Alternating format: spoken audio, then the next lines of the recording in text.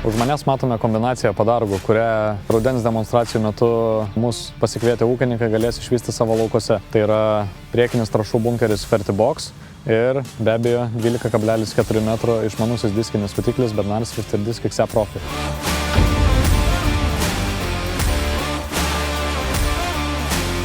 Sujungėme šias dvi mašinas, kad būtų galima pademonstruoti, kad vis dėlto ūkininkas gali padaryti net kelias funkcijas vienu metu, taip taupydami savo laiką ir savo išteklius. Ūkininkai galės pamatyti ne tik žemės skutimą, tačiau galės pamatyti ir dviejų skirtingų vienanarių trąšų įterpimą. Pirmoji technologija bus dirvožemio tyrimai, pagal kuriuos yra atlikti kintamos normos tręšimų žemėlapiai.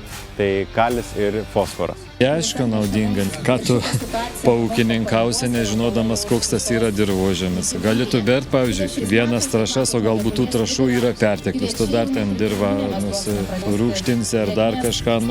Reikia įsitirti tam dirvožemį daug tų komponentų ir viską žinoti. Tai aišku, yra ateitis, kad tu vienu važiavimu padarai du darbus.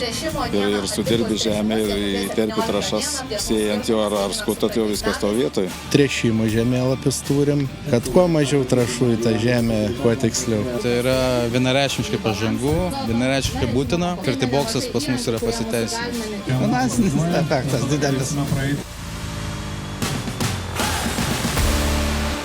Anksčiau ar vėliau būsime priversti vykdyti ES reikalavimus žaliajam kursui, tai šis bunkeris gali ne tik įterpinėti trąšas, tačiau galite įpilti ir įvairius tarpinius pasėlius, įvairias žalinimui skirtas kultūras, galite į vieną bunkerio dalį dėti tiek sėklą, tiek trąšą, tada jos susimaišo ir išberiamos per visą darbinį plotį jūsų laukose. Bus tų posėlių ir reikia kuo greičiau. Labai perspektyvų tarpiniam pasėliam.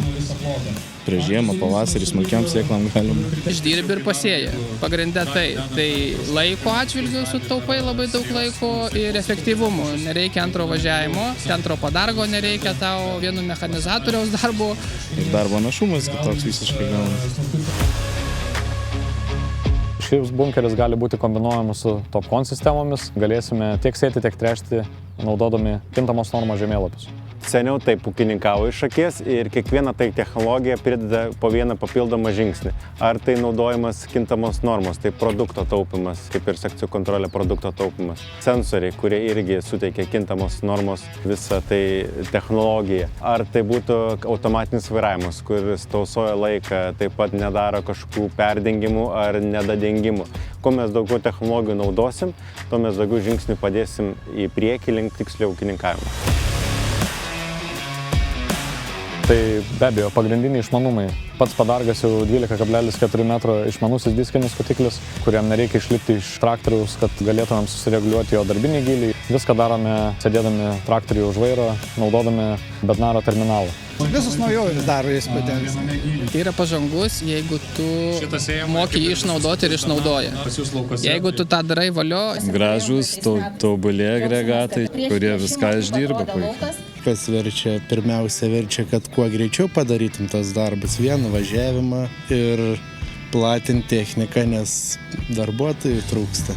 Viskas atsiduria į savikainą ir skaičiuojant, tai manyčiau tokie padargai kaip 12 ar 10 metrų, tai jie atsiperka greit.